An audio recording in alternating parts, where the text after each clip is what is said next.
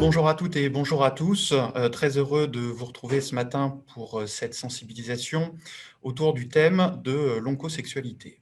Pour me présenter rapidement, je suis Charles Bailly et je suis chef de projet au sein du réseau régional de cancérologie d'Île-de-France, OncoRIF. Alors, avant de commencer, je souhaiterais rappeler qu'OncoRIF est ravi de pouvoir organiser cet événement.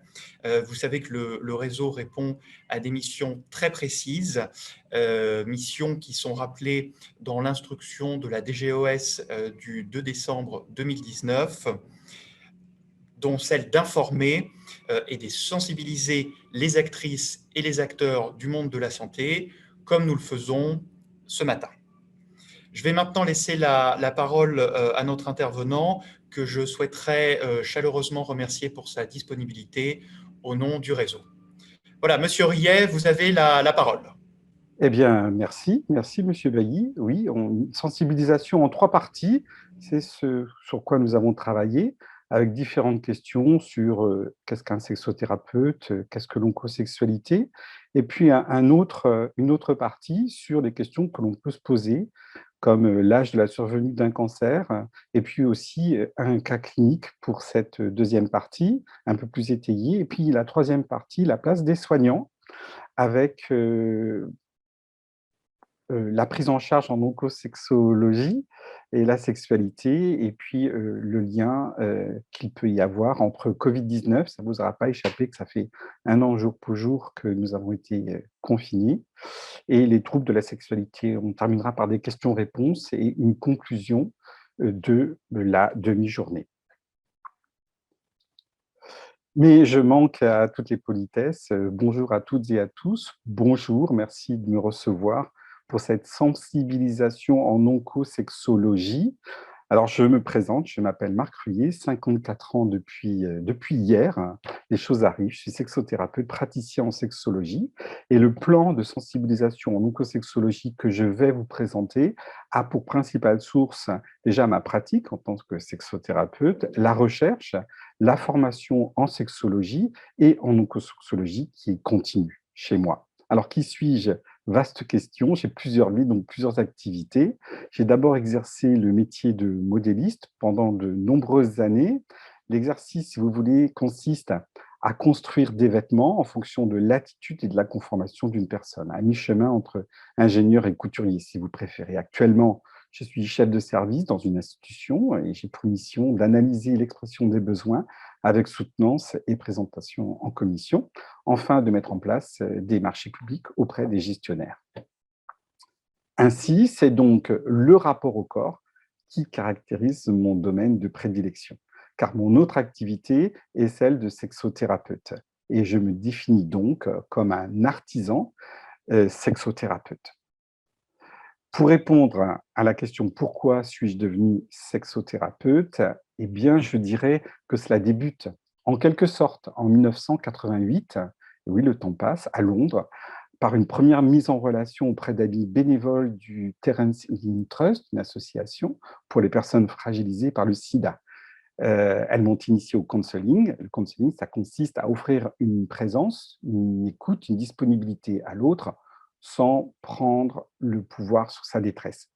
En 1988, le sida est une maladie tragique, constamment mortelle, transmise par le sexe et par le sang. Il y avait comme une espèce de chape de plomb, de mort et d'angoisse, surtout pour nous, les jeunes, à l'époque, qui nous sentions vulnérables. L'épidémie mobilisait des soignants, certes dévoués, mais ils étaient souvent épuisés, souvent découragés et toujours impuissants.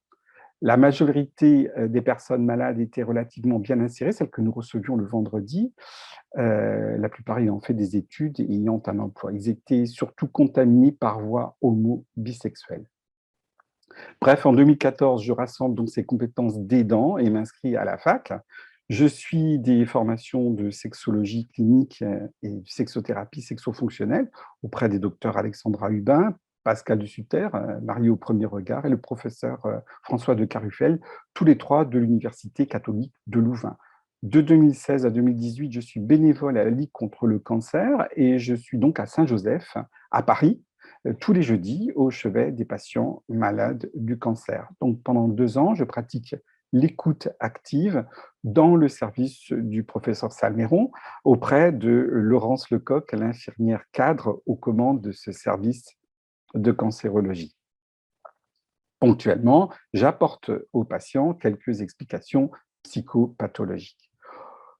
Je suis un homme qui est orienté TCC, vous savez, les thérapies comportementales et cognitives, ce depuis 2013, et ça m'incite toujours à me former à d'autres outils complémentaires qui m'aident bien dans ma pratique de sexothérapeute, comme la sophrologie caïcédienne, la PNL, la programmation neurolinguistique, et la relaxation, ou devrais-je dire les relaxations. En 2017, je rejoins l'Université des patients du professeur Catherine Tourette-Turgis et suis formée à la mission de parcours de patients en cancérologie. Je suis donc un patient partenaire. De 2019 à 2020, j'ai suivi, et avec beaucoup d'intérêt, la formation en oncosexologie à Paris-Descartes la première année, puis à Toulouse, Paul Sabatier, la deuxième année. J'ai obtenu le diplôme interuniversitaire en oncosexologie en novembre dernier. Et depuis le début de l'année, je me prépare à poursuivre mon parcours d'éternel étudiant par un master de psychosexologie. Voilà pour ma présentation. Alors, le lien de ces deux vies professionnelles, vous l'aurez compris, c'est la combinaison de mes trajectoires, de ces deux trajectoires. D'ailleurs, je développe à présent, et c'est le lien entre mon premier métier du tertiaire et mon expérience de patient partenaire, sensibilisé à la fameuse chemise d'hôpital qui laisse voir le derrière. Point important, l'intégrité de la personne est préservée avec ce que je développe. La personne malade peut montrer la partie du corps à examiner sans se trouver dévêtue aux yeux de tous. Et voilà, c'était donc ma présentation, mesdames, messieurs, d'artisan sexothérapeute. Alors, qu'est-ce qu'un sexothérapeute? La sexualité est une source de plaisir et de désir infini, mais également d'angoisse, vous le savez, et de tourments lorsqu'elle se dérègle. C'est à ce moment-là que nous, les praticiens en sexologie ou les sexothérapeutes, c'est pareil, entrons en jeu. Nous proposons une écoute et un accompagnement spécifique aux personnes souhaitant mieux vivre leur sexualité. C'est en quelque sorte une aide à poser des mots sur ce qui ne peut être exprimé, finalement sur ce qui est le plus au cœur de soi. Le sexologue est une personne spécialisée dans l'étude de la sexualité humaine. Pour la petite histoire, les premiers sexologues étaient, dans les années 70, des psychanalystes, des médecins, des psychologues, des psychiatres, des théologiens également, des gynécologues, des conseillers conjugaux ou encore des sages-femmes, avec comme seule formation, finalement, leur expérience personnelle et l'intérêt qu'ils portaient à ce sujet, la sexualité humaine. Il faut savoir que sur le territoire français, l'État ne demande pas de diplôme pour s'installer avec le titre de praticien, enfin, de praticien en sexologie. Le titre de sexologue est donc réservé exclusivement aux médecins qui font une spécialisation en sexologie, comme un DU, en sexologie humaine, par exemple. Ainsi, les sexothérapeutes, pour justifier d'une assurance professionnelle RC et Pro, qui, je vous rappelle, est obligatoire pour s'inscrire à l'URSSAF ou RSI, eh bien, on nous demande, enfin ces organismes demandent de justifier d'un certificat de formation délivré de préférence par des établissements immatriculés au ministère officiel, c'est-à-dire l'Éducation nationale, l'Académie, le rectorat. Mais pour travailler sereinement, il est préférable de viser un master qui apporte une reconnaissance au niveau du RNCP, le répertoire national des certifications professionnelles. Et cette reconnaissance, c'est le bénéfice d'un statut similaire pour nous à celui des psychologues exerçant en libéral. Voilà ce que je voulais partager avec vous. Le rôle du sexothérapeute intervient, lui, dans tous les domaines de la société, à savoir l'éducation, la santé, le social, le travail, le sport également, pour préserver et maintenir ou améliorer le bien-être, la qualité de vie de l'individu et sa santé psychique, pour développer ses capacités ou favoriser son intégration sociale. Le sexologue thérapeute aide le patient à mieux se connaître pour finalement mieux avancer. Notre mission, c'est d'expliquer la sexologie, qui est en fait l'étude de la sexualité humaine et de ses manifestations. La sexologie étudie tous les aspects de la sexualité, à savoir le développement sexuel, les mécanismes des rapports érotiques, le comportement sexuel et les relations affectives, en incluant les aspects physiologiques, psychologiques, médicaux, sociaux et culturels. Le thérapeute est avant tout un conseiller, vous l'aurez compris, nous avons appris à guider les individus, les couples, pour retrouver une sexualité épanouie, indispensable. Le praticien est aux côtés de ses patients pour tenter de résoudre certains problèmes psychologiques ou physiques, nous l'avons dit. Si nécessaire, et c'est parfois le cas, il oriente son patient vers un médecin spécialiste du sujet. Alors, qu'est-ce que l'oncosexologie? Peut-être une première définition, il s'agit d'une nouvelle spécialité s'articulant sur la sexologie et l'oncologie. Elle a pour but de prendre les patients susceptibles d'augmenter leurs problèmes sexuels suite au traitement d'un cancer digestif, génito-urinaire ou tout simplement gynécologique. Le traitement chirurgical radical des cancers du petit bassin entraîne une dénervation parasympathique ou sympathique des organes cibles avec des conséquences sur les plans sexuels, mais aussi sur les plans urinaires. Par ailleurs, la confection d'une dérivation urinaire ou digestive définitive, la stomie, la poche, altère l'image corporelle des patients, des patientes, qui dès lors peuvent se refuser à toute activité sexuelle. Enfin, la radiothérapie, l'hormonothérapie peuvent également avoir un impact sur la fonction sexuelle. Le système d'intervention en oncosexologie comprend, et c'est important de le dire, une équipe de professionnels interdisciplinaires, composée bien sûr de médecins, mais aussi de psychologues, de travailleurs sociaux, de thérapeutes, de couples, de sexologues, de sexothérapeutes spécialisés, d'infirmières en oncologie. Bref, l'équipe fournit aux patients atteints de cancer et à leurs partenaires des informations à jour, ce qui peut aider le patient, mais aussi le couple. Et pour eux, c'est aussi respecter l'absence de la plainte sexuelle, tout en laissant de la place pour qu'elle puisse émerger, si vous voulez. Alors, c'est un principe bien ancré dans les fondamentaux de l'oncosexologie. La réalité du terrain, et vous le savez, vous êtes soignant, c'est que les médecins manquent de temps pour suivre leurs patients, pour les soutenir et améliorer leur qualité de vie. Pour les sexothérapeutes, pour nous, c'est d'abord nous poser posément par rapport à notre propre sexualité, être authentique parce que tout se sent, mais aussi pour nous protéger. Voilà la base sur laquelle le praticien doit pouvoir s'appuyer pour consulter non seulement avec sa sensibilité, avec ses repères, ses connaissances, notamment en oncologie. Il s'agit donc d'un savoir-être et d'un savoir-faire. Et bien que cela semble simple, parler de sexe de manière adéquate et appropriée avec le patient, avec votre patiente, ça va encore bien difficile pour des soignants engagés notamment dans les soins en oncosexologie. D'ailleurs, de nombreux professionnels de santé qualifiés disent aussi leurs problèmes pour commencer à aborder la sexualité et l'intimité avec leurs patients. Et cela est encore le cas pour de nombreux psychiatres, pour des psychothérapeutes et même pour une bonne partie des gynécologues et des urologues. Alors, l'une des explications serait que dans nombre de pays, la sexualité ne serait pas encore bien intégrée dans les programmes universitaires et professionnels, mais c'est aussi difficile pour les soignants de parler de sexualité avec des patients quand déjà eux-mêmes ont de la gêne à en parler.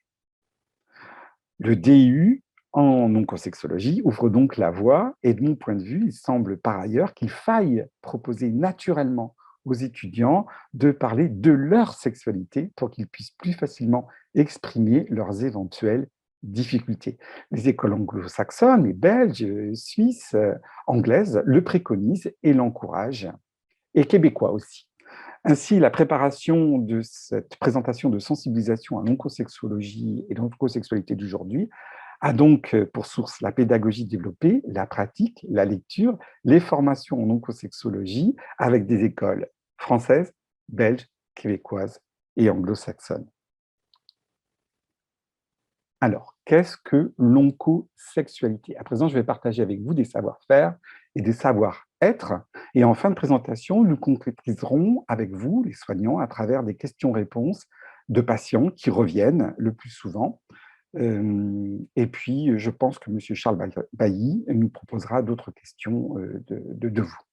À présent, et pour poursuivre une définition simple de l'oncosexualité sur laquelle nous reviendrons ponctuellement. Alors, l'oncosexualité est un terme créé en 2006 pour désigner les troubles des fonctions et comportements sexuels entraînés par l'annonce du cancer, la maladie ou son traitement chez le patient ou son partenaire, et ce tout au long de la vie. L'oncosexologie a pour objectif d'améliorer la santé sexuelle du patient, mais aussi du couple. Le traitement du cancer ainsi que le cancer lui-même viennent souvent troubler la sexualité du patient avec son ou sa partenaire. La consultation d'oncosexologie offre la possibilité d'exprimer librement et en toute confiance les questions, les angoisses et les appréhensions face aux répercussions du cancer sur le corps, mais aussi sur les émotions. L'équipe d'oncosexologie se composera idéalement d'un neurosexologue, d'un gynécosexologue, d'une infirmière en sexologie et d'un psychosexologue. Il propose au patient, à la patiente ainsi qu'à son ou sa conjointe une prise en charge individualisée en cas de dysfonction sexuelle induite par la maladie et les traitements. Les objectifs, c'est de répondre de manière optimale aux besoins des patients traités pour un cancer afin de restaurer sa santé sexuelle, et ce tout au long du parcours personnalisé de soins, le PPS, quel que soit le sexe du patient et le type tumoral. Donc, il s'agit pour nous d'être capable d'évaluer, de diagnostiquer et de prendre en charge de manière optimale, j'allais dire, un trouble sexuel après cancer.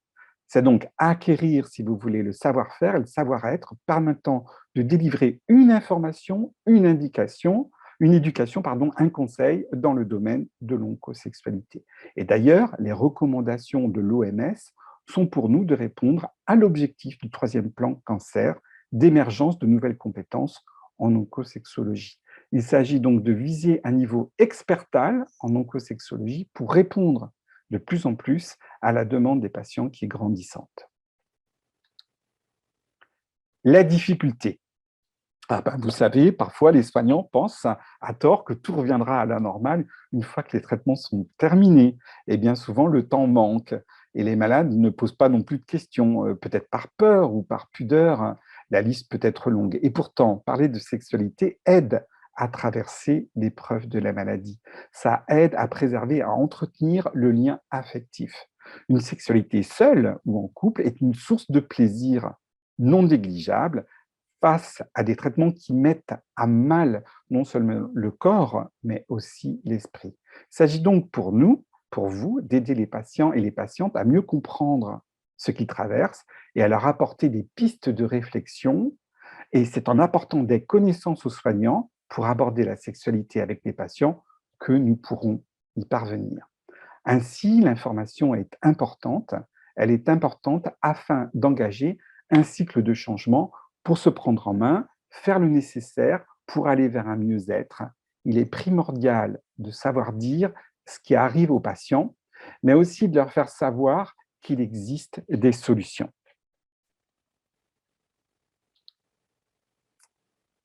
Pourquoi discutons si difficilement de la sexualité avec nos patients? Là, c'est une grande partie de la présentation. La majorité des patients trouvent difficile d'aborder la question de sexualité avec des professionnels du cancer, et c'est un fait, et puis on peut les comprendre. Et de leur côté, les professionnels, de notre côté, les professionnels du cancer sont aussi réticents à parler de ce sujet, même s'ils sont conscients que les traitements qu'ils vont proposer aux patients risquent de perturber les fonctions sexuelles et aussi le plaisir. Alors, quelles sont les raisons pour lesquelles les deux parties, finalement, abordent si difficilement la question de la sexualité? Au moins une explication inconsciente, ce serait que l'idée encore très répandue que la sexualité, c'est une affaire de jeunes ou de personnes en bonne santé. Et du point de vue des professionnels, les raisons pour lesquelles ils abordent difficilement la question de la sexualité, on peut dire que ça a fait déjà l'objet de nombreuses études. Et pourtant, le manque de connaissances est un des facteurs les plus importants. Cependant, avoir des connaissances, ce n'est pas suffisant, car il est également nécessaire d'avoir des compétences pratique permettant d'aborder un sujet aussi chargé d'émotions.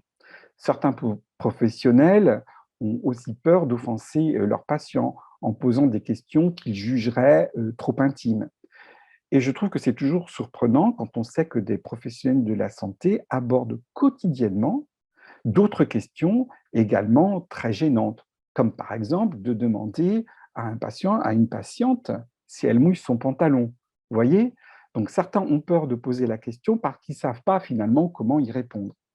Et le soignant se dit, imaginons qu'il y ait un problème et qu'il me le dise. Alors qu'est-ce que je vais en faire moi de ce problème? Donc cela renvoie bien aux difficultés d'adressage. D'autre part, certains professionnels considèrent que parler de sexualité avec le patient n'est pas de leur responsabilité. Et c'est vrai qu'il est parfois difficile dans une consultation chargée de prendre le temps nécessaire pour une discussion ouverte, allez, apaisée à propos de la sexualité. Et peut-être que la raison la plus fréquente est en fait que les soignants attendent que le patient en parle de lui-même. Alors, du côté des patients, la majorité des patients et des partenaires ne se sentent pas non plus forcément à l'aise pour aborder des sujets aussi sensibles, même lorsque leur propre sexualité est perturbée. Ils ne sont pas souvent très sûrs qu'il soit approprié de poser ce genre de questions avec le médecin. Est-ce que c'est ses compétences? Et puis aussi, ils peuvent être embarrassés de parler de leur sexualité parce que celle-ci semble tellement insignifiante face à la mort ou au spectre de la mort. Est-ce que je ne devrais pas m'estimer déjà heureux d'être en vie, se disent-ils. Ils se sentent honteux, pour beaucoup d'entre eux, d'avoir des pensées sexuelles alors que le cancer fait planer autant de risques sur eux. D'autres ne veulent tout simplement pas embêter les professionnels qui ont fait de leur mieux pour les traiter et qui ont d'ailleurs atteint leur objectif. Les patients, mais également leurs partenaires, ont souvent dans l'idée que les problèmes sexuels n'existent pas si la relation est bonne. Voyez le constat? C'est une des raisons pour laquelle il est préférable de poser la question de manière suivante. Est-ce que vous avez observé des changements dans vos fonctions sexuelles? Plutôt que de poser la question, est-ce que vous avez des problèmes sexuels? Ça cause moins de confusion. Pour beaucoup de femmes et pour beaucoup d'hommes aussi, il est difficile de partager avec un tiers une information aux aspects les plus intimes de leur relation. Même dans une relation très bonne, il n'est pas forcément naturel de partager ensemble des sentiments et aussi des peurs. Ça existe, ça explique pourquoi, lorsque le professionnel pose la question sur la sexualité au cours du premier entretien, le patient répond souvent aucun problème. Mais après avoir parlé à la maison avec sa partenaire ou son partenaire, le patient est plus susceptible d'en parler au cours des visites ultérieures. Et parfois, il ressent même un besoin urgent d'en parler. Donc, de parler de ses perturbations et de ses craintes, alors que initialement, il n'en avait pas ressenti forcément le besoin. Alors, pourquoi y prêter attention? Beaucoup de patients sont déçus si le professionnel du cancer n'apporte aucune information ni soutien ou conseil concernant les changements de la sexualité et de l'intimité après traitement du cancer. Bien qu'aujourd'hui, de nombreux professionnels du cancer soient bien conscients que la sexualité et l'intimité méritent leur attention, cela ne se traduit pas dans la pratique quotidienne. Alors, les bénéfices sexuels. Pour beaucoup de personnes, la sexualité est un aspect important de la qualité de vie. Et comme mentionné par l'OMS, l'Organisation mondiale de la santé, la sexualité est une des composantes importantes qui contribue à donner à la vie tout son sens. D'accord? Certaines personnes continuent cependant d'avoir un point de vue différent et véhiculent des messages négatifs, il faut le savoir, souvent en référence avec leur culture, leur éducation ou aussi suite à des expériences sexuelles proprement négatives. Alors, porter attention à la qualité de vie sexuelle est un point important du soin de qualité. C'est ce qu'on appelle le good care. Alors, le good care, ça se traduirait par bientraitance, mais ça ne figure pas dans les dictionnaires. Pire, le mot n'est pas pour l'instant traduisible en anglo-américain. Good care ou good practice sont trop réducteurs et ne peuvent pas forcément traduire le concept que voudrait exprimer la bientraitance. Bientraitance a été créée pour ne pas limiter un certain art du soin, de l'assistance et de l'accompagnement à une simple suite de bonnes pratiques et techniques, ni au plus difficile évitement des maltraitances. Voilà ce que je voulais partager avec vous sur le good care. Après le cancer, beaucoup de dysfonctionnements sexuels ne sont pas le résultat du cancer en lui-même, mais le résultat des traitements. En tant que professionnel de ces traitements, qu'il s'agisse de la chirurgie, de la radiothérapie ou de la chimiothérapie, nous sommes également responsables de la gestion de leurs effets secondaires. D'accord? La relation de couple est éprouvée par le cancer. Un chiffre, pour illustrer mon propos, entre 7 et 22% des couples se séparent. Il s'agit assez souvent de couples dans lesquels la femme a le cancer. Les hommes auraient peut-être un petit peu moins la fibre infirmière. En tout cas, on peut se poser la question. Et on peut supposer aussi que beaucoup de dysfonctionnements de couple sont causés par l'incapacité à faire face à un handicap sexuel.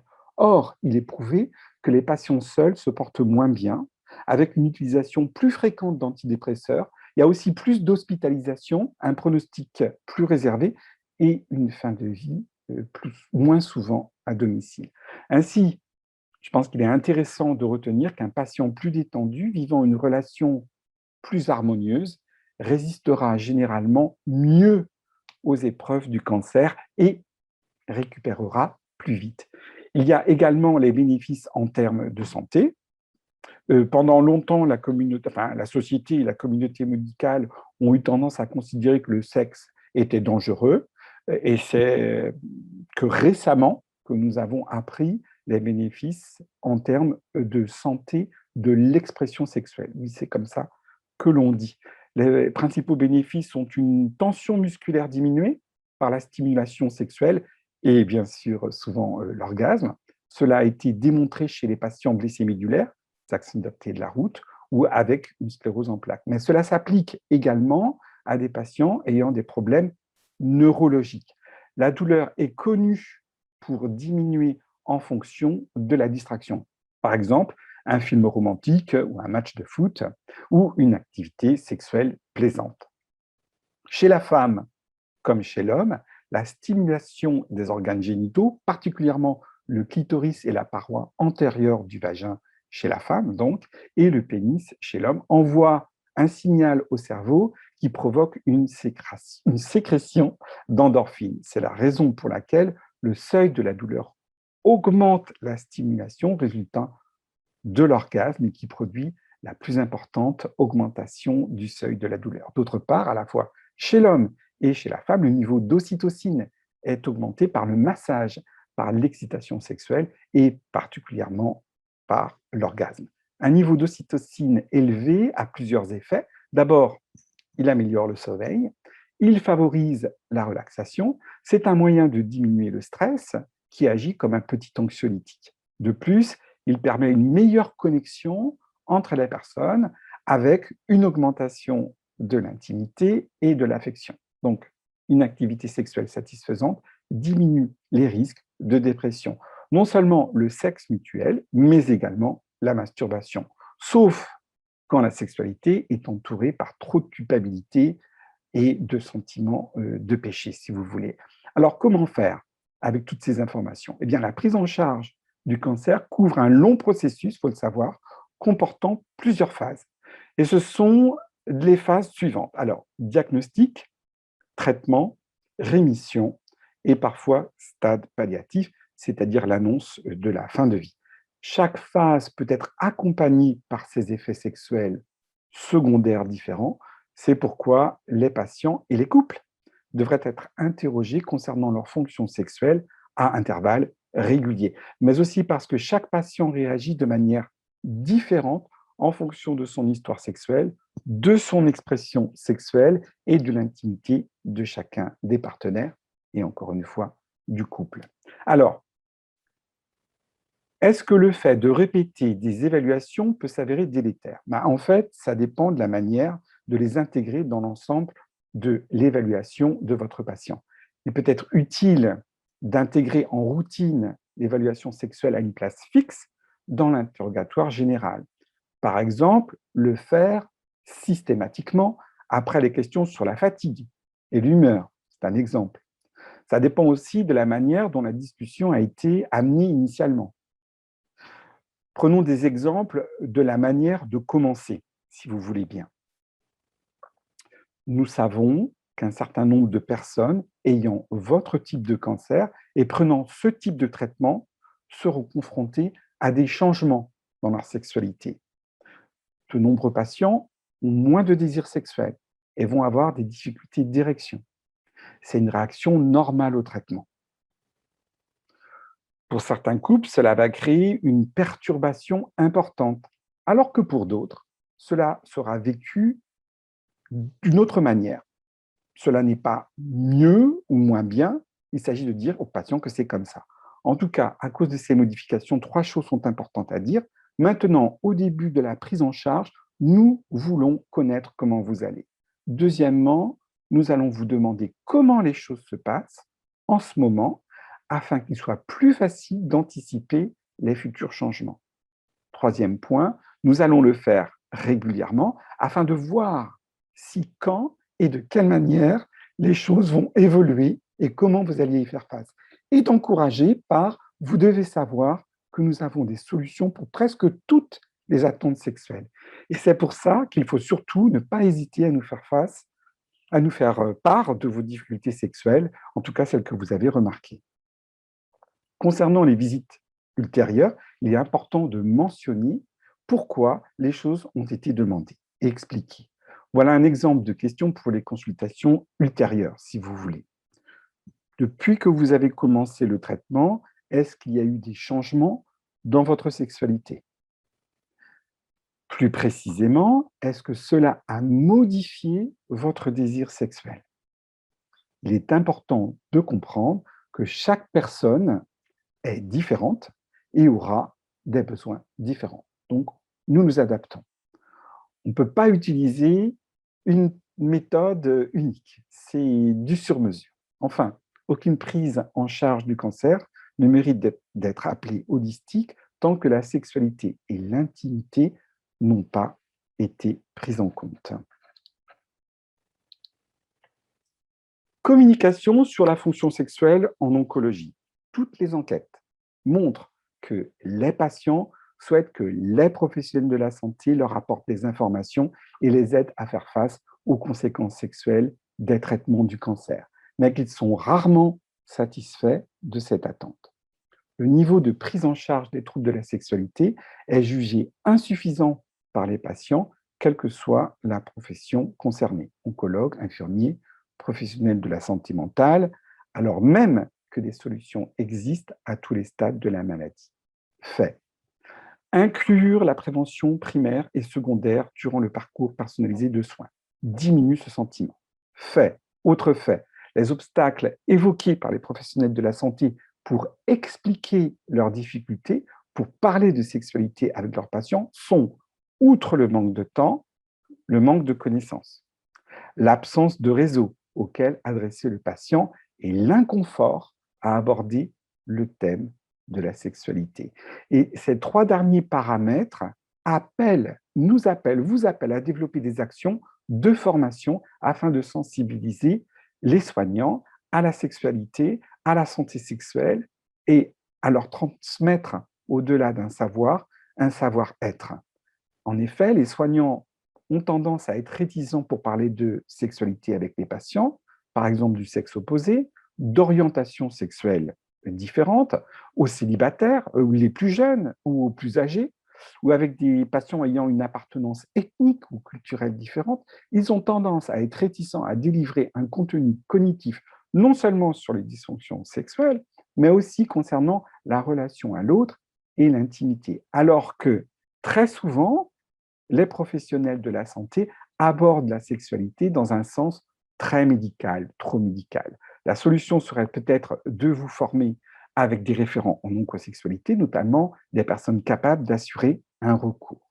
Les résultats sont que les formations en oncosexologie permettent de répondre à 4 objectifs du plan Cancer 3. Quels sont-ils? Savoir guérir plus de personnes malades, préserver la continuité et la qualité de vie, investir dans la prévention et la recherche, enfin optimiser le pilotage et leurs organisations. Et ces 4 objectifs permettent de faire évoluer non seulement les formations et les métiers de cancérologie, mais aussi de diminuer l'impact du cancer sur la vie personnelle, de réduire les risques de séquelles et aussi d'assurer les prises en charge globales, donc personnalisées. Et cette orientation nationale rejoint les conclusions du groupe de travail oncosexualité de l'EORTC, l'Organisation européenne pour la recherche et le traitement du cancer. Et d'ailleurs, cette organisation a classé comme prioritaire de créer des programmes de formation visant à améliorer la prise en charge des dysfonctions sexuelles après cancer. Actuellement, l'offre de soins est très inégale à l'échelon du territoire. Le développement de formation à plusieurs niveaux dans ce domaine est donc une nécessité et est pleinement en accord avec la nouvelle loi de la santé.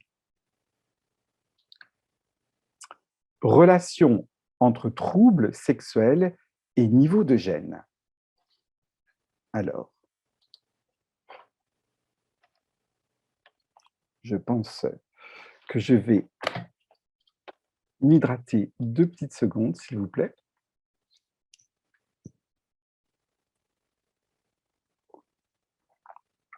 Merci d'avoir patienté, c'est gentil.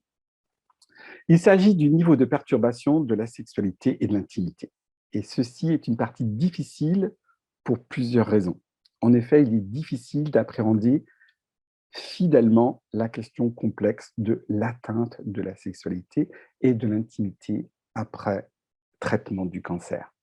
La plupart des données de la littérature proviennent d'études par questionnaire, comme vous le savez, habituellement limitées aux fonctions sexuelles. Bien que cette évaluation soit importante, elle donne une représentation assez restrictive des domaines étendus dans lesquels les changements peuvent prendre place, c'est-à-dire une identité sexuelle modifiée, une relation sexuelle modifiée, des zones érogènes également modifiées et des capacités érotiques modifiées. Enfin, tout ça constitue un ensemble qui aboutit au final à des fonctions sexuelles modifiées, un peu comme un puzzle complexe avec beaucoup de variables. Par ailleurs, certains patients et certains couples sont capables de s'accommoder d'une fonction sexuelle sévèrement altérée, alors que pour d'autres, ils seront complètement perdus dans ce cas, et le niveau de gêne, par conséquent, sera plus important que la dysfonction elle-même. Tous les patients ne réagissent pas de la même manière. Alors, parlons un peu de la qualité de vie sexuelle. Finalement, on peut dire que la qualité de vie sexuelle est sans doute plus pertinente que les fonctions sexuelles proprement dites, que les capacités du patient ou du couple à s'adapter au changement et de faire de leur mieux avec, c'est-à-dire qu'il y a des adaptations. Et ça, c'est plus important pour eux-mêmes qu'autre chose, si je puis dire. En fait, ce que je veux dire, c'est quand nous rencontrons un patient ou un couple, peu importe si le cancer et son traitement s'accompagnent de 20 ou de 80% d'effets secondaires sexuels. Dans une perspective oncologique, il faut d'abord aborder la question de la sexualité dans tous les cas.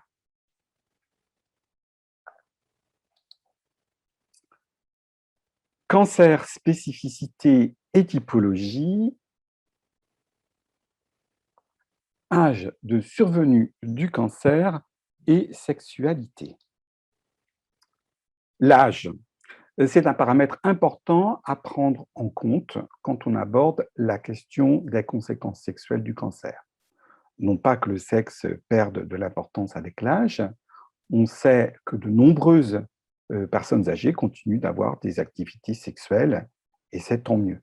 On peut même dire que généralement, elles parviennent à faire mieux avec une sexualité, disons, moins parfaite. L'idée de sexe parfait est essentiellement un problème de jeunes. Chez les jeunes en âge de procréer, l'atteinte de la fertilité liée au traitement peut avoir un lourd impact sur l'identité sexuelle et la qualité de vie. Par conséquent, quand un individu a un cancer à un âge jeune, il faudra toujours garder à l'esprit que sexualité et fertilité sont intimement liées. Les dysfonctions sexuelles étant le plus souvent multifactorielles et la prévalence de multiples cancers augmentant au-delà de 50 ans, on a souvent un effet synergie et des effets délétères de l'athérome. Alors l'athérome, c'est un petit dépôt, une accumulation de différents éléments comme la graisse, le sang, des tissus fibreux, voire un dépôt calcaire sur une partie de la paroi interne d'une artère qui s'appelle l'intima. Et le diamètre de celle-ci diminue, c'est ce qui va entraver la circulation sanguine. Bref, des perturbations endocriniennes et d'autres comorbidités, et ceci chez les deux sexes. Alors, cancer, spécificité, typologie, survie du cancer, pronostic du cancer et sexualité. Alors, survie du cancer, bien que pour le grand public, le cancer conserve l'image d'une maladie qui tue, un nombre important de personnes sont aujourd'hui guéries, on peut s'en féliciter, et chez beaucoup d'autres, le cancer pourra être gardé latent, je veux dire pendant une période de temps plus importante. Et cela est particulièrement le cas dans le cancer du sein et le cancer de la prostate, pour lesquels d'ailleurs, grâce au progrès thérapeutique, on tente de se rapprocher du cadre des maladies chroniques. Une partie importante de ces patients vont survivre au cancer ou vivre avec le cancer pendant plus de 20 ans. Pour ces cancers, la qualité de vie après les traitements du cancer est un objectif majeur du PPS, le projet personnalisé de soins. À l'inverse, il y a des cancers pour lesquels les stratégies de cancer manquent. Bien qu'une survie courte puisse paraître antinomique, contraire, avec une vie sexuelle à long terme, cela ne signifie pas que la sexualité et l'intimité ne soient pas importantes pour autant. Certains patients et leurs partenaires vont complètement adopter un mode survie, d'autres auront besoin d'expression de vie sexuelle, dans la mesure où on ne peut jamais savoir quels seront les besoins et les attentes de nos patients. Aborder les questions de la sexualité doit faire partie du good care. Même en cas de pronostic réservé, même en cas de chance de survie faible. Le programme personnalisé de soins, un petit développement, si vous permettez. Lors d'une consultation spécifique, le médecin explique à son patient le protocole de traitement qui a été préconisé à l'issue de la RCP, c'est-à-dire la réunion de concertation pluridisciplinaire.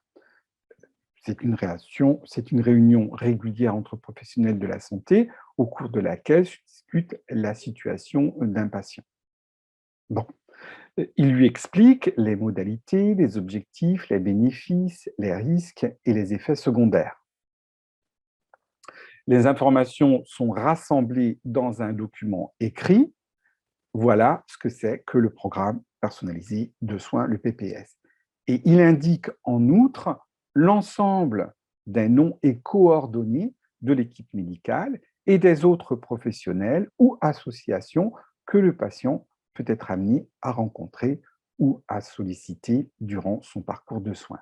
La décision finale concernant le choix du traitement est prise à l'issue de cette consultation, ceux d'un commun accord entre le médecin et son patient. En tant que sexothérapeute, je l'ai dit dans ma présentation, j'utilise dans ma pratique des outils textiles que j'industrialise pour aider les couples. pour aider les couples à opérer un retour à l'intimité. C'est donc une autre manière de faire ce service de sexothérapeute.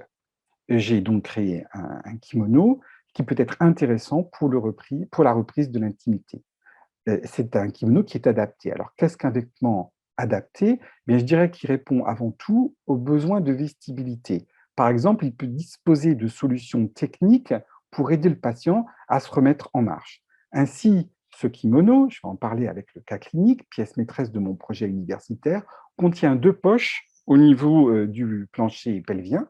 Elles permettent de contenir les drains de redon. Vous savez, c'est ces tubes utilisés pour le drainage après une opération chirurgicale. La mise en marche est donc ainsi encouragée grâce à ces outils. Le patient est debout et peut sortir de sa chambre. De notre point de vue, un vêtement adapté doit être pratique et aussi esthétique, car on se sent mieux lorsqu'on se sent plus beau, même en maladie. Alors, de ma paroisse, j'ai 7 pièces hommes et femmes qui sont en cours de développement, et c'est bien agréable de faire quelque chose concret, c'est-à-dire des objets.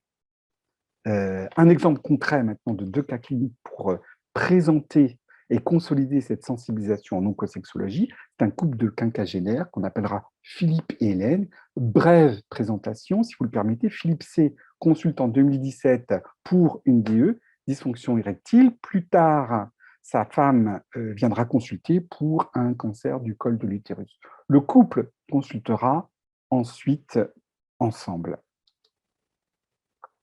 Alors, l'anamnèse de Philippe C., c'est un homme de 55 ans. Il vit un mariage tranquille avec Hélène depuis 28 ans. Le couple a 2 enfants qui étudient à l'étranger. L'homme consulte pour des problèmes d'érection, nous l'avons dit. La prise en charge de la TSCC, la thérapie sexo-comportementale et cognitive, après quelques séances de TCC, le traitement réussit. C'est-à-dire que Philippe et sa femme sont en mesure de profiter à nouveau de rapports sexuels satisfaisants. Sa confiance en lui s'améliore, il réussit à s'arrêter de fumer et réduit son excès de poids en s'inscrivant à une salle de gym.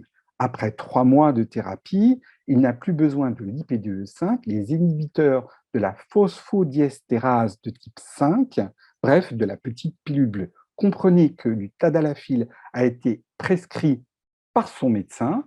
Les TSCC ont donc permis de traiter les problèmes de la sexualité de Philippe par une approche sexologique. À présent, les points forts et les points faibles de cette thérapie. Ce type de thérapie peut perdre en efficacité si le patient arrête le traitement après quelques séances. Il faut le savoir, c'est donc une réelle implication et un temps d'investissement dans les exercices en dehors des séances. Et ça c'est vraiment nécessaire. Conclusion, la sexothérapie de Philippe, complétée par la thérapie pharmacologique et le travail collaboratif, ont permis une efficience accrue des traitements combinés. Et c'est ce que je voulais démontrer à travers le cas de Philippe. Le cas clinique d'Hélène à présent. Alors, anamnèse. Hélène C. a 51 ans. Elle est professeure d'anglais dans un lycée professionnel.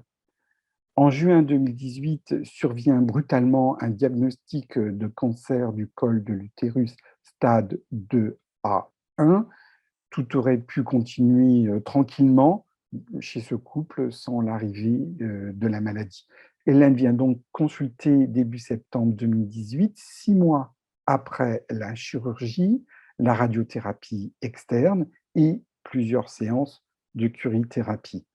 La prise en charge de la thérapie d'Hélène s'étalera sur 6 mois à raison d'une séance chez moi toutes les 2 à 3 semaines. Comme le souligne la gynécologue toulousaine Catherine Cabanis, les interventions en sexologie se font parfois à la demande du patient, mais dans un long temps après, une fois que les peurs se sont apaisées, quand la vie a pu reprendre son cours. Ainsi, la thérapie a été abordée avec tact, en nous adaptant à l'état émotionnel fluctuant d'Hélène, postérieurement à la phase dite la phase d'après, considérée alors comme favorable par ses médecins. Au cours de la thérapie, Hélène apprendra notamment comment elle s'exprime sexuellement avec son mari. Sa prise en charge sera une approche biopsychosociale qui fonctionnera grâce à la participation active du mari, de Philippe, et comme tout modèle d'approche, la BPS, c'est un outil médical théorique qui permet aux professionnels de la santé de considérer, si vous voulez, la personne qui consulte dans un ensemble physiologique, mais également avec des facteurs psychologiques de l'environnement social. Donc, le traitement et le suivi sur mesure ont aidé Hélène à recréer de l'intimité tout en laissant de la place à chacun dans son couple. Les 5 principaux points qui ont été abordés ont été le désir, l'excitation, l'orgasme, la peur de la récidive et bien sûr la douleur. Conclusion pour ce cas clinique, l'intimité pour Hélène, ça a été de définir les objectifs de son traitement en incluant Philippe. Notons que la reprise de la vie intime du couple a surtout été liée à une bonne communication sexuelle. L'éducation, les conseils et le soutien ont permis à Hélène et Philippe de se rassurer et de se rassurer au niveau du couple. Enfin, l'utilisation du kimono s'est révélée être un outil thérapeutique intéressant pour aider à la reprise de l'intimité. Alors, quelle place pour les soignants dans la prise en charge oncosexologique, cancer et sexualité? L'image sociale du cancer est heureusement en train de changer, mais la sexualité des personnes malades reste toujours un sujet tabou.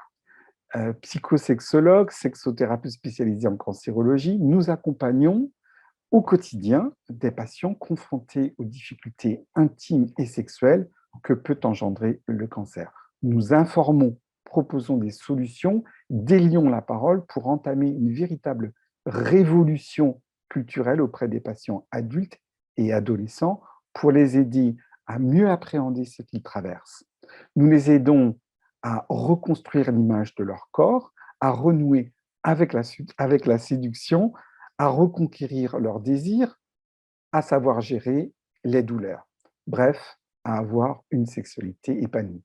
Donc, aux professionnels de la santé, nous les aidons aussi pour les sensibiliser à la question centrale de la sexualité en leur fournissant des clés, qui leur permettra de répondre à des questions de leurs patients comme sur les inhibitions du désir, sur les dysfonctionnements, sur la fertilité et aussi sur les enfants. Alors, l'information est une étape essentielle pour engager le cycle de changement, pour aller vers un mieux-être.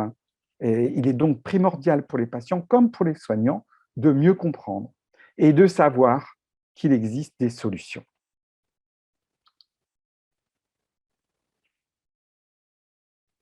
Cancer et sexualité, le clinicien Mansour El-Feki, que j'adore, nous dit que le cancer et sexualité sont 2 mots qui semblent totalement opposés, qu'en effet, l'un représente la mort et que l'autre représente la vie.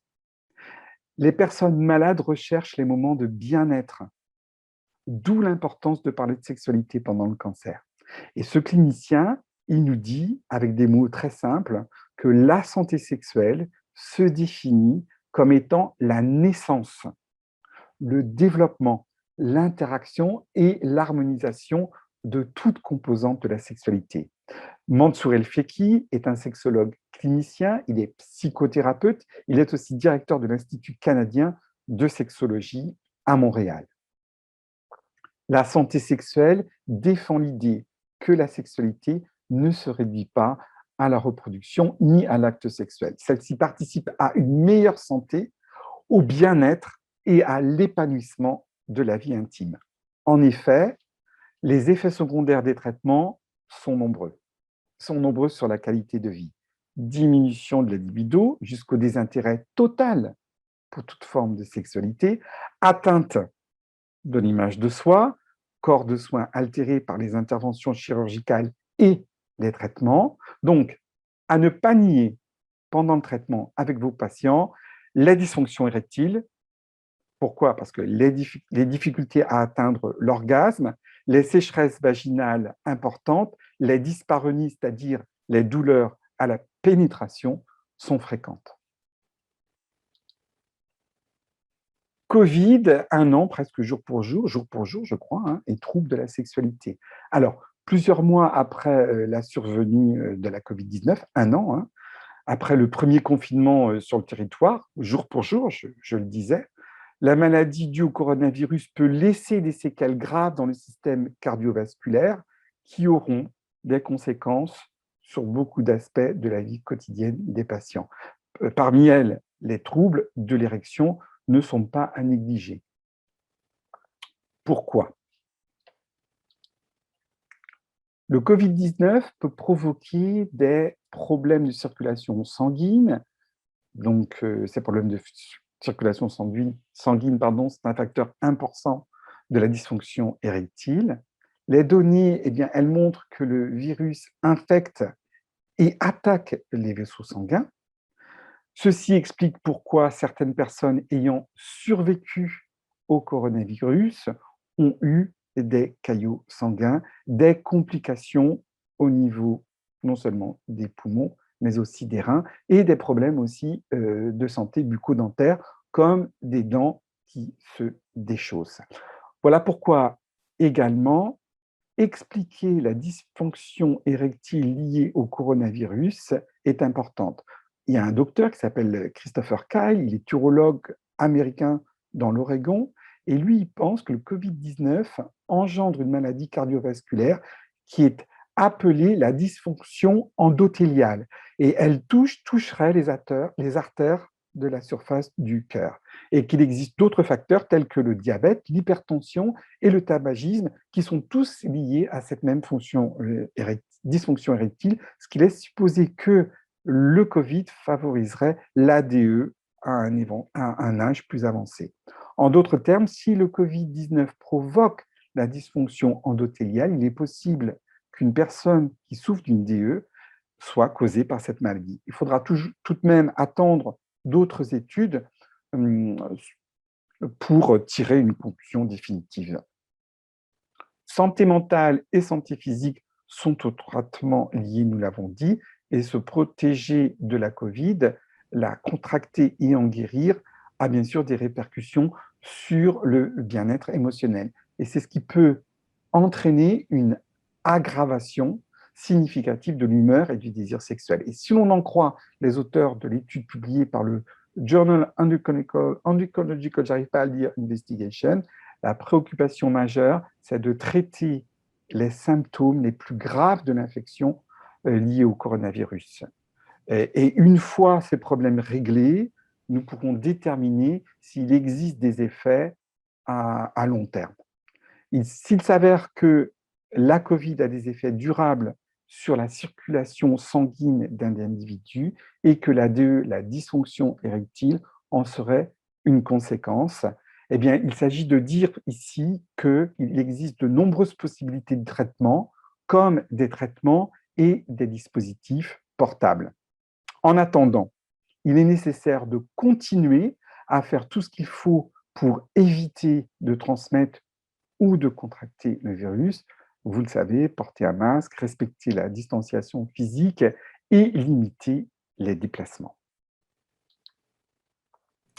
Question-réponse.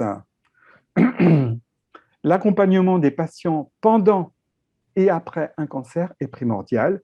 De fait, la perte de l'estime de soi, les appréhensions liées à la reprise d'une vie sociale ou professionnelle, la peur de la récidive et des répercussions de la maladie ou des traitements sur les activités de la vie quotidienne sont fréquentes.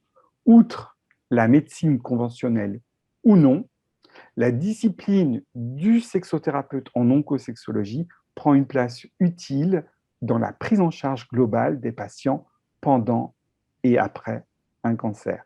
Et l'accompagnement, c'est bien sûr de répondre aux questions des patients. Question-réponse. Patient, sexothérapeute, c'est à vous, Monsieur Bailly. Merci beaucoup et c'est un très bon lien, un lien qui se fait naturellement avec une série de questions. Première question, je vais commencer une chimiothérapie. Est-ce que je risque d'avoir des problèmes d'érection après? Eh bien oui, c'est possible. Bouleversement hormonal lors des cures, ça veut dire diminution de la libido et plus de dysfonction érectile pendant les traitements de chimio. Érection, éjaculation, désir sexuel sont généralement altérés. Mais d'ajouter, retour à la normale après 4 6 semaines de chimio. Une deuxième question, je suis en cours de radiothérapie pour mon lymphome. Suis-je radioactif? Et une question qui est liée, puis-je avoir des relations sexuelles avec ma copine? Alors, dire bien sûr que oui, vous pouvez avoir des relations sexuelles avec votre copine, que la radiothérapie ne rend pas radioactif, sauf contre-indication, bien sûr. Les relations sexuelles comportent un vaste champ de possibilités, allant des caresses à la pénétration. N'oubliez pas de rappeler la tendresse et les moments d'intimité qui sont importants dans la vie de couple. Dire qu'il ne faut pas rester bloqué sur la pénétration. Je suis en rémission de mon cancer depuis 6 mois et je Mhm. n'ai plus envie de sexe. Que puis-je faire? Alors, vous n'avez plus envie de sexe parce que, d'accord, le cancer. Il n'est pas rare de voir s'installer, et ce de façon durable, la baisse de la libido une fois les traitements terminés. C'est assez courant. Et il est important de garder à l'esprit que la libido est psychique. Cela peut donc se travailler. C'est la bonne nouvelle. Donc, encourager la lecture érotique pour stimuler l'imaginaire, recours à la masturbation, il faut le dire, sinon, contacter un sexologue qui mettra en place une sexothérapie tout simplement. Alors, autre série de questions. Je viens de rencontrer un garçon. Est-ce que je dois lui dire que je suis en rémission d'une leucémie? Alors, un tout petit, je crois que j'ai fait une bêtise. Voilà, ça y est, je suis de nouveau sur la bonne slide et je vais répondre à cette question, Monsieur Bailly. Alors, ce choix revient à la personne. Il est important de se sentir en confiance et de faire ce qui est bon pour soi. Ne pas s'inquiéter. Vous trouverez la personne qui vous conviendra et avec qui vous pourrez partager et échanger tous les sujets importants. Alors, un thème que vous avez évoqué tout à l'heure pendant votre présentation, je n'arrive pas à évoquer avec mes parents les questions que je me pose sur la sexualité, à qui m'adresser. Mmh. Oui.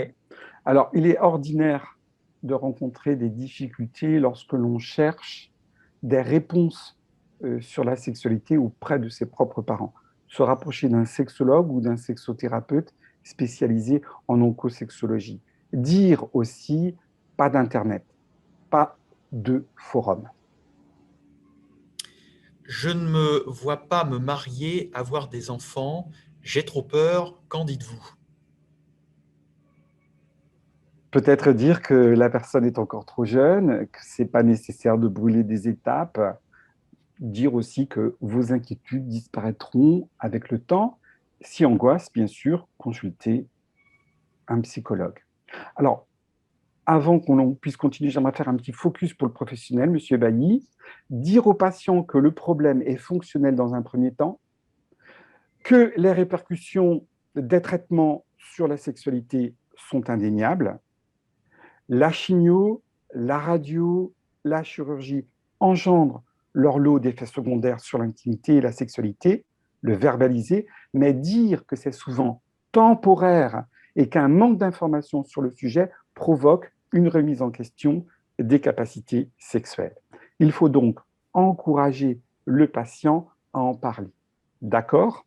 Alors, l'atteinte narcissique, l'atteinte de la féminité ou de la virilité, mais aussi une confiance en soi et une estime de soi et bien d'autres composantes psychiques sont altérées. Il y a donc une composante psychologique qui va s'installer suite à l'atteinte fonctionnelle. Et c'est ce qui va accentuer les troubles sexuels chez les patients. Et ça, il faut leur expliquer. Le trouble sexuel le plus fréquent est l'éjaculation précoce, présent chez presque 50% des patients. Au contraire, chez les femmes, on va noter des troubles plus fréquents au niveau du désir, au niveau de l'excitation et de l'activité sexuelle proprement dite, et beaucoup d'insatisfaction.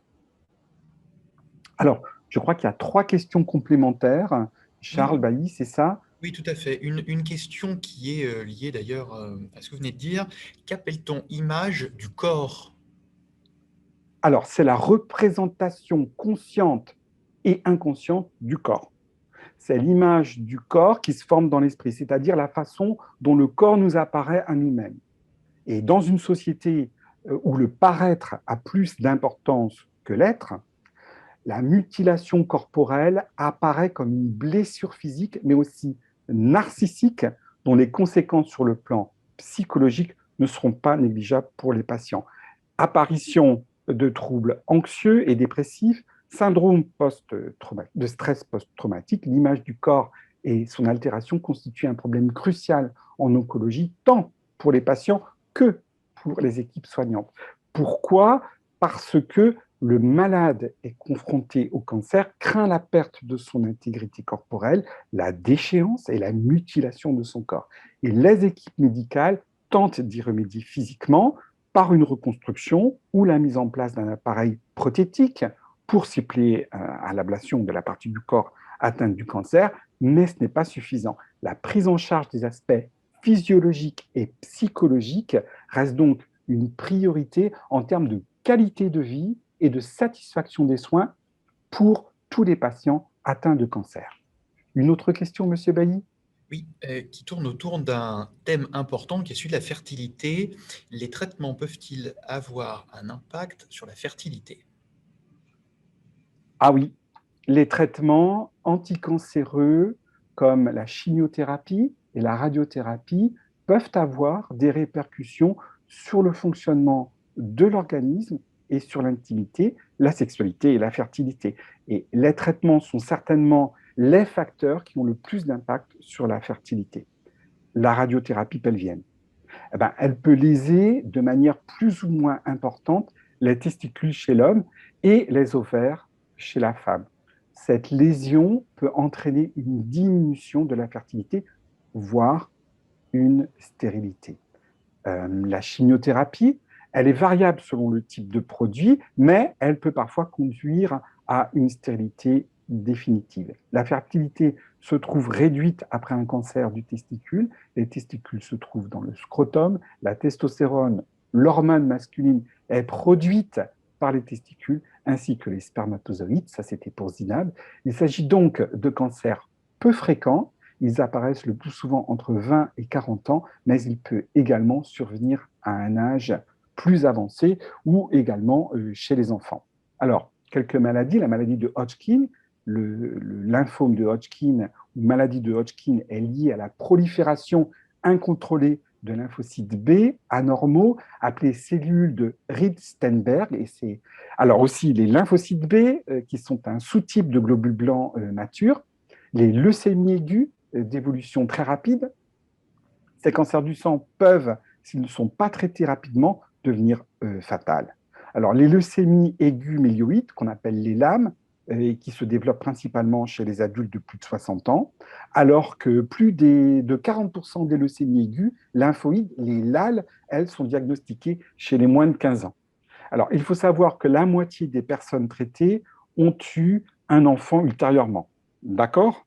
À savoir, quand la fertilité d'une personne traitée pour un cancer est préservée, sa descendance est normale. Et il y a donc préservation des gamètes. Alors, comment préserver la fertilité du jeune homme? Alors, par cryoconservation dans un service de PMA ou tout simplement dans un sécos, c'est-à-dire un centre d'études et de conservation des œufs et du sperme. Là, pour notre cas clinique, c'est d'informer qu'il y a besoin d'une abstinence de 3-4 jours avant le prélèvement, c'est de lui expliquer comment ça va se passer, masturbation, éjaculation dans un récipient à donner au personnel, très simplement. Fait, les avancées techniques et médicales se dirigent vers le prélèvement de tissus gonadiques chez l'enfant, ça il faut le savoir. Bon, c'est une technique actuellement quand même à l'étude, hein. La préservation de la fertilité chez l'enfant est possible indépendamment à l'âge grâce à la conservation du tissu germinal. Et chez l'adolescent, la préservation par conservation de sperme est possible sur le territoire à partir de 12 ans. Alors, une dernière question. Comment renouer les liens amicaux avec le corps? Et à travers cette question, deux autres, on sait que le cancer est une agression pour le corps. Comment le patient peut-il apprendre à vivre avec? Et que faire pour qu'il aime son corps à nouveau? Ah, ça, c'est une bonne question. Alors déjà, pour la radiothérapie pelvienne, ça veut déjà dire, pour les médecins, de déplacer les ovaires hors de la zone du rayonnement le temps du traitement.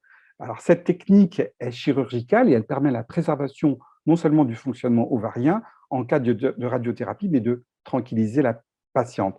Cryoconservation, rapidement, prélèvement d'ovocytes après hyperstimulation, puis fécondé par le sperme du conjoint, ensuite embryon congelé. Actuellement, il n'a été démontré aucun risque pour les enfants nés d'un parent qui a été traité par un cancer. Et vous m'avez donc dit la dernière question, comment renouer les liens amicaux avec son corps, c'est bien ça? Oui. Et que le cancer était une... Le cancer est une agression pour le corps. Comment le patient peut-il apprendre à vivre avec?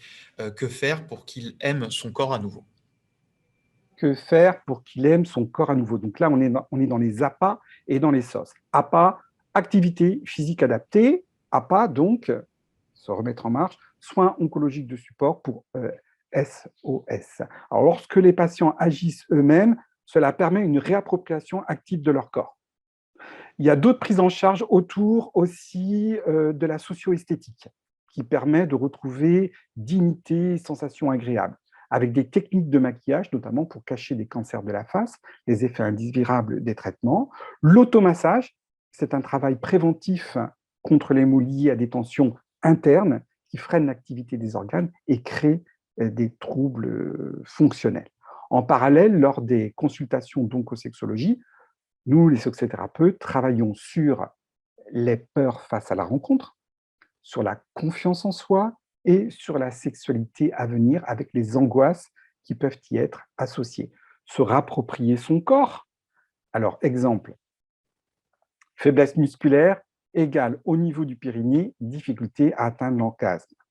En parallèle, nous conseillons des exercices de relaxation profonde.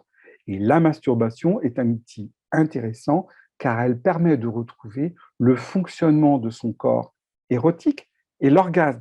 Et c'est ce qui permettra de l'avoir plus facilement lors des rapports sexuels ultérieurs. Alors, je suis sur la 32. Oui, c'est bien ça. Je voudrais vous parler donc de quelques livres qui m'ont aidé à préparer cette préparation de sensibilisation à l'oncosexologie. Donc, je voudrais d'abord parler de la psycho-oncologie de Sophie Lantôme. Vous avez le livre à l'écran. Elle est docteure en psychologie. Elle est psychologue, psycho-oncologue et psychothérapeute spécialisée dans les thérapies cognitives et comportementales. Son livre est avant tout pédagogique, il est très clair, il énonce les fondements de la psycho-oncologie brillamment, mais il est aussi pratique, notamment avec les cas cliniques qui sont présentés, qui ont une valeur d'exemple de prise en charge pour les étudiants et les cliniciens confrontés au travail avec les patients atteints du cancer. La discipline de la psycho-oncologie est peu abordée dans les manuels à visée pratique, donc ce livre contient des descriptions de cas et d'analyses et de recommandations. Alors pour moi, c'est un ouvrage novateur, c'est aussi un guide concret pour aborder cette discipline d'oncopsychologie.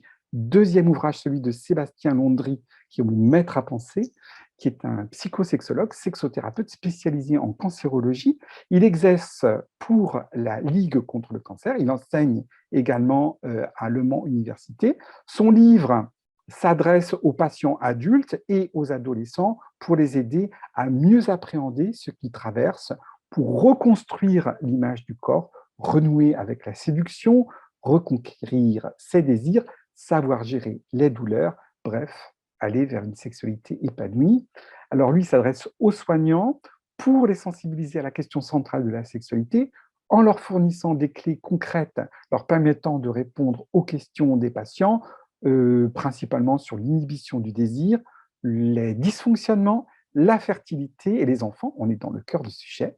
L'information est une étape essentielle, on l'a dit plusieurs fois, hein, pour engager le cycle de changement, pour aller vers un mieux-être.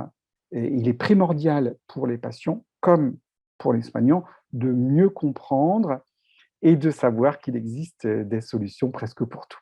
Enfin, Désir de Pascal de Sutter et Valérie Doyen, un roman sexo-informatif que je vous conseille grandement, le livre est vraiment pertinent. Comment aider les femmes qui souffrent d'une baisse du désir sexuel, 40%, à comprendre ce qui leur arrive et à trouver des pistes concrètes de solutions.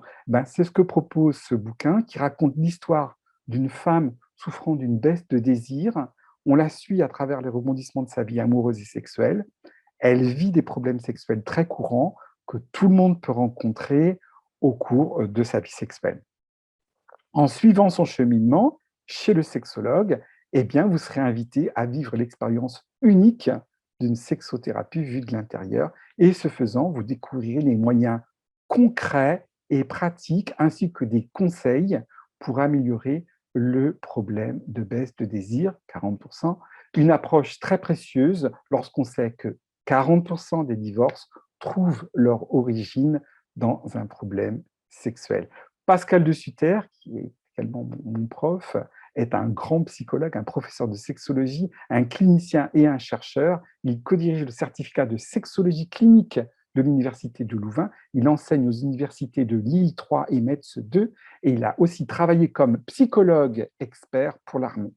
Valérie Doyen, quant à elle, est sexologue, elle travaille en cabinet privé, en planning familial et enseigne auprès des conseillers conjugaux. Elle est formatrice en thérapie sexo-fonctionnelle en Belgique, mais aussi en France, où j'ai eu la chance de l'avoir comme prof. Elle est aussi invitée à l'Université de Louvain ponctuellement. Enfin, avant de conclure, Monsieur Bailly, une adresse HTTP à l'attention des professionnels de la santé qui, malgré leur désir de devenir, je n'en doute pas, d'excellents communicateurs et promoteurs de la santé, ces mêmes soignants qui nous ont écoutés aujourd'hui sont parfois très mal à l'aise pour aborder la question de la sexualité dans un entretien au cabinet. Ils oublient, pour certains en tout cas, de vérifier si les patients sont satisfaits de leur vie sexuelle. Certains rougissent pendant l'entrevue, affirmant par la suite en supervision, en tout cas c'est ce qu'on nous dit, qu'on ne parle pas de ces affaires-là.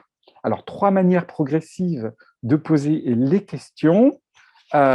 Commentaires et questions d'ouverture, très important, donc en 3 étapes. Questions pour explorer la vie sexuelle des patients. Et enfin, les permissions. Et vous voyez à l'écran juste en bas là, le lien HTTP www.psychologuelevillage.org.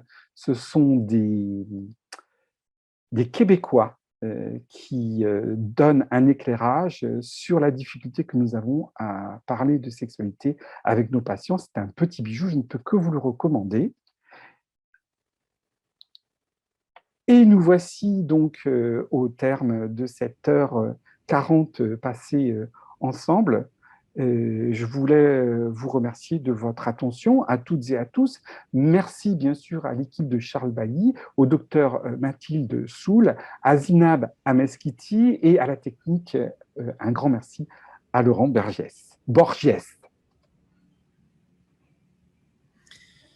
Merci beaucoup, Monsieur Rillet. Voilà, je pense que le temps imparti est écoulé, donc vous avez mis votre adresse email si les gens ont des questions. C'était très intéressant, très informatif. Merci à toutes et tous pour votre participation. J'en profite, et vous l'avez fait, pour remercier l'équipe technique qui m'a aidé à monter cette demi-journée, et puis également à vous, Monsieur Rillet, pour votre disponibilité. On mettra en ligne donc cette vidéo sur le site www.oncorif.fr pour que vous puissiez retrouver tous les éléments d'information autour de ce thème très intéressant et très important de l'oncosexualité. Voilà, merci beaucoup et à très bientôt.